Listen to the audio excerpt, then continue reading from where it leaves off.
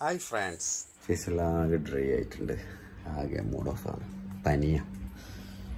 എന്നാലും ഫുഡ് കഴിക്കണം. ഫുഡ് കഴിച്ചിട്ട് ഗുളിക കഴിക്കാന്ന് വെച്ച് റൂമിൽ നിന്ന് ഇറങ്ങിയാണ്. എൻ്റെ പൊന്നെ, പുറത്തിറങ്ങിയപ്പോഴാണ് അപാരം ചൂട്. പക്ഷേങ്കിൽ വന്ന സമയത്തുള്ളതിനേക്കാളും ഒരുപാട് വ്യത്യാസമുണ്ട്.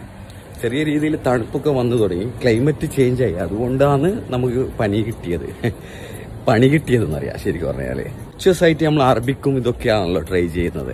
അപ്പോൾ ഇനി നമ്മൾ നാടൻ ഫുഡ് എവിടെ കിട്ടുമെന്ന് വെച്ചാൽ ഇങ്ങനെ നോക്കുന്ന സമയത്താണ് എനിക്ക് പ്രദീപിൻ്റെ ആ ഒരു ഷോപ്പ് ഓർമ്മ വന്നത്. അങ്ങോട്ടേക്കാണ് പോകുന്നത്. മോറക്കിൽ ഇവിടെ നടന്നു പോകുന്ന ഡിസ്റ്റൻസ് മാത്രമേ ഉള്ളൂ. അപ്പം അവിടെ നല്ല സദ്യ കിട്ടും.